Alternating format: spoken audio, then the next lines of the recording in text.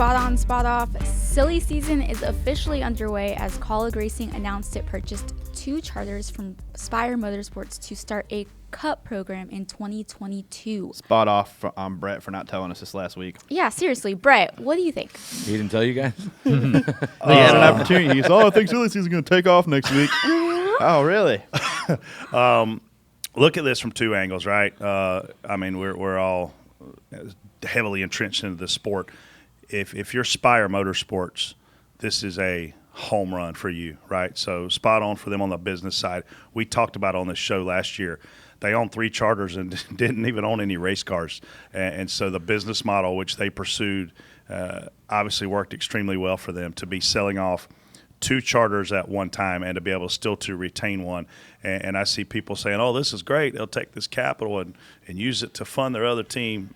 No, that's not how that's going to happen. You use sponsorship to fund your team. You don't use your existing capital because that's how you go out of business. To all you people tweeting that, it's unfortunate you don't understand how this works. Dickerson bought an island. But I'm trying to help you. But spot on to Aspire from the business side because obviously huge profit center for them the way they've done this. But look at the Kaulig Racing side. Who wants charters right now? Talk about Dale Jr., talk about Michael Jordan and Denny Hamlin, talk about Pitbull and Trackhouse.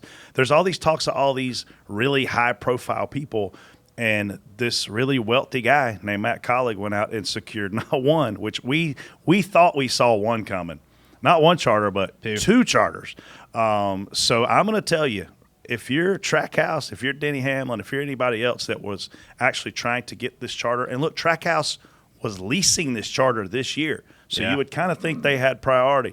Not so fast, as Lee Corso says. Here comes Matt Kaulig in and Chris Rice in, and they go out and buy these 2 charters. And holy cow, talk about a way to come into the Cup Series. Now you've got to go out, solidify the sponsorship. You got 1 driver nailed down. Obviously, there's room for a second charter. People are saying AJ will drive the second charter part-time. If we go back to qualifying and practice, they don't have to use AJ for that charter. AJ can make those races on his own accord. So I think a lot of different things, a lot of different doors can open. And from a spotter's perspective, before I pitch this to the other guys, this will change the spotting game too because Chris Rice was a former spotter. Chris Rice takes a lot of pride in hiring good spotters and having guys up there that he can trust, that he thinks can win. You're not going to see Justin Haley come in at Kaulig Racing with a spotter that's not cemented into the sport as a good guy. So I think it changes a lot of things. I'm not hinting that's going to be Brett Griffin. No. That's what I was going to ask. That whole part-time thing he mentioned, I'd love to stay on that if that's possible. So what you're also saying is Rick Ware's going to have a hell of an IndyCar team down the road. I mean, it could. I mean, obviously, you got to give it to these guys that got the charters, man, and did this and played this game, man. That's a super smart move by them. Spire, even Rick Ware, that's brilliant. What's the 00? We heard Starcom. Starcom. Yeah. I mean, we've heard that they have been throwing around numbers in the 8-figure range for their charter, and that's $10 million. TJ. We've heard they turned it down. Yeah. Jeez, and. Yeah, no kidding. Daytona 500 winner. I mean, just why not? I mean, just keep. You talk about just the ripple effects here. Like I had talked to you about, Trackhouse is leasing a charter this year.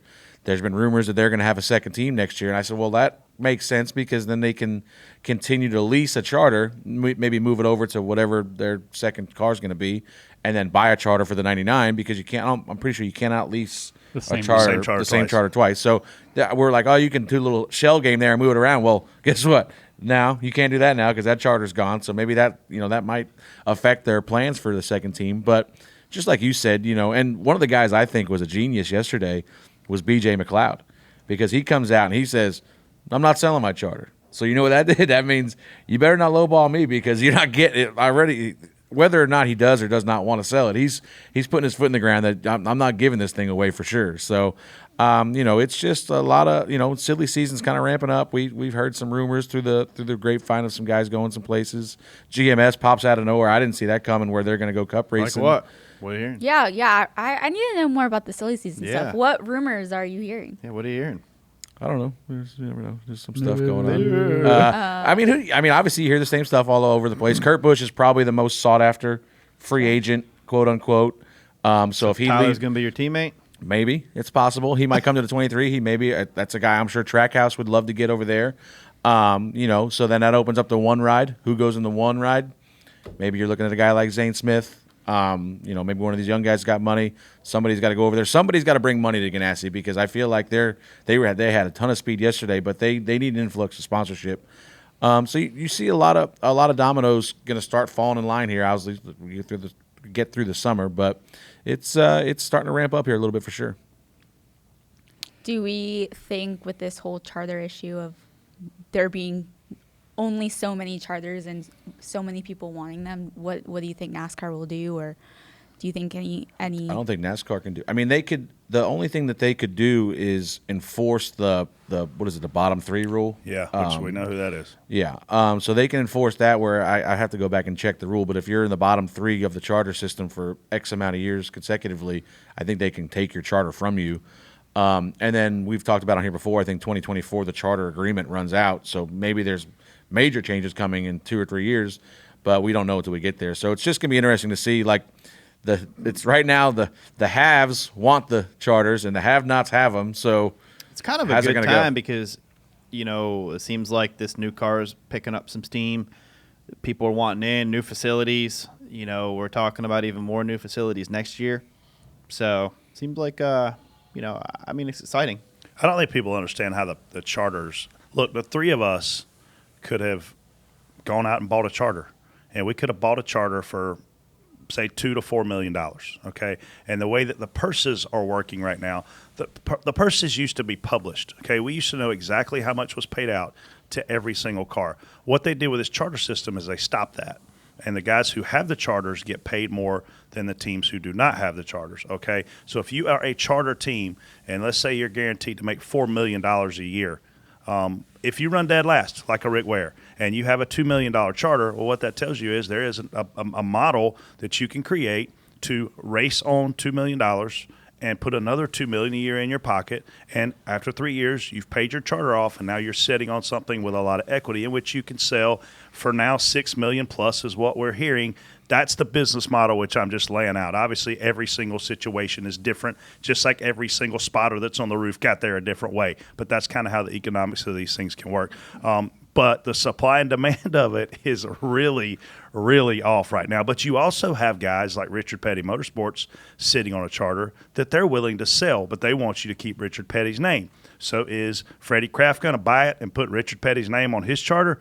Well, not if he's got a big ego and he's wealthy. If you're Dale Jr. and want to build your brand, you don't want to call it Richard Petty Motorsports, right? So there's a lot of things going on out there on the business side that are intriguing and interesting.